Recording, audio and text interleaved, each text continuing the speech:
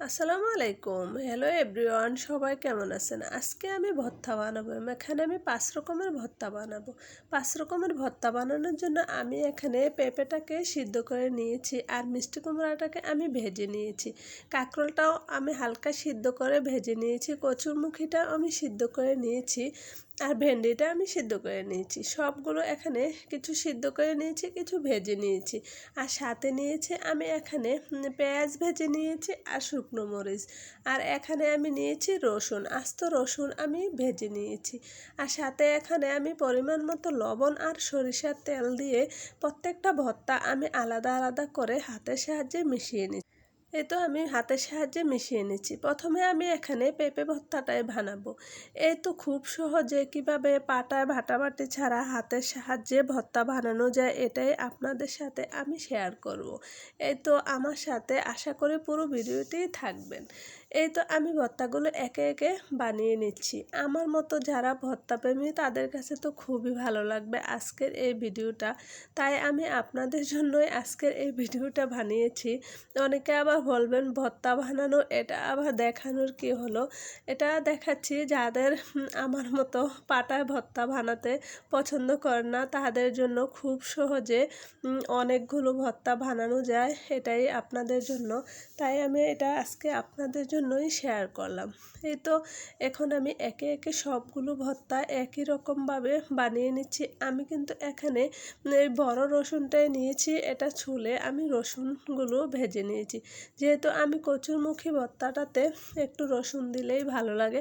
আর সব ভর্তাতে একটু রসুন দেখবেন আলাদা রসুন, যখন রসুন আর পেঁয়াজ আর মরিচ একসাথে ভর্তা বানানো হয় ওইটা অনেক ভালো লাগে। আমার কাছে তো খুবই ভালো লাগে। তো এখানে আমি কিন্তু চিংড়ি শুটকিও ভেজে নিয়েছি। চিংড়ি শুটকি ভেজে মচমচে করে তারপর হাতের সাহায্যেও ভর্তা বানালে ওই ভর্তাটাও খুবই ভালো লাগে। আর যখন এরকম ভর্তা বানানো হয় তখন হয়তো একটু ভাতই বেশি লাগে, আর কিছু লাগে না। ভর্তা খেতে তো খুবই ভালো লাগে। বানাতে হয়তো একটু কষ্ট হয়, কিন্তু খেতে খুবই ভালো লাগে। আর এভাবে যখন ভর্তা বানাবেন তখন আপনার কাছে মনে হবে কষ্টটা তেমন বেশি মনে হয় না। আমার কাছে তো খুবই সহজ লেগেছে, তাই আমি খুব সহজে 5 রকমের ভর্তা বানিয়েছি। আর যদি এটা পাটায় বেটে বানাতে যেতাম তাহলে তো অনেকক্ষণ সময় লাগতো, অনেক ঝামেলা মনে হতো। তাই আমি এভাবেই আজকে ভর্তাগুলো বানিয়ে নিয়েছি। এই তো কাঁকরোলগুলো আমি এখন ভর্তা বানিয়ে নিয়েছি। কাঁকরোলের ভর্তাটা তো আমার কাছে খুবই ভালো লাগে। যারা এখনও খান নাই অবশ্যই একবার বানিয়ে খাবেন, তাহলে দেখবেন অনেকটাই ভালো লাগবে।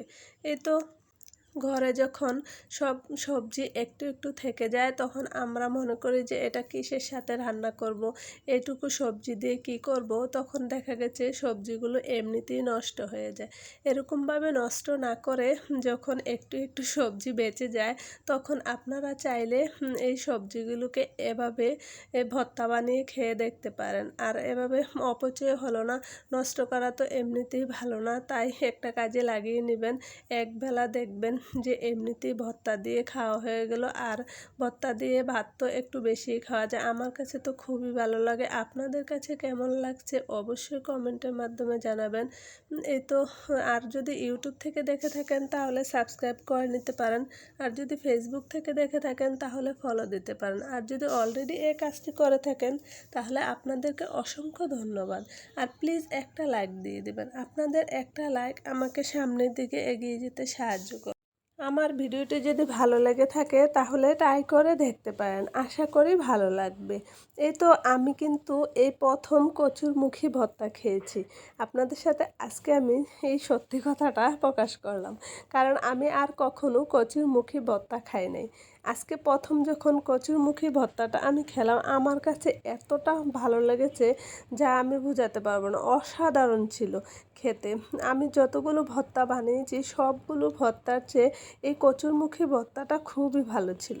এই তো আপনারা চাইলে একবার কচুরমুখী ভর্তাটা খেয়ে দেখতে পারেন। আমার মতো সবগুলো ভর্তা একইভাবে বানাতে না পারলে একটা একটা করে খেয়ে দেখতে পারেন। এক একটা টেস্ট এক এক রকম ছিল। যেহেতু সবগুলো সবজি আলাদা আলাদা ফ্লেভারের ছিল এজন্য সবগুলো ভর্তাই এক একটার এক এক টেস্ট ছিল। অনেক ভালো লেগেছে, আমার কাছে তো খুবই ভালো লেগেছে।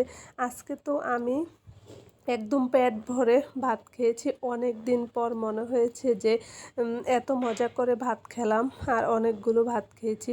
আমার কাছে খুবই ভালো লাগছে। আর আপনারা চাইলে এরকম ভর্তা বানিয়ে খেয়ে দেখতে পারেন। ভালোই লাগবে আশা করি।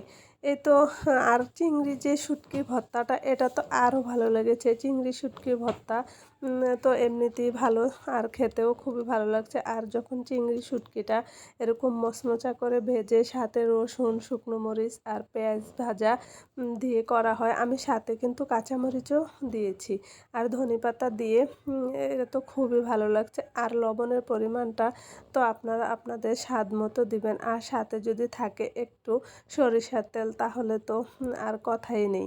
এই তো সবগুলো ভর্তা প্রায় বানানো আমার শেষ হয়ে এসেছে। এই তো এখন তো খাওয়ার পালা, এখন তো শুধু খাবো। এজন্য ভাবলাম যে আমার বন্ধুদের সাথে একটু শেয়ার করি, যদি তাদের একটু উপকারে আসে। যারা পাটায় ভর্তা বানাতে চান না তারা এভাবে হাতে একবার বানিয়ে খাবেন, তাহলে বারবার খেতে মন চাবে। আসসালামু আলাইকুম।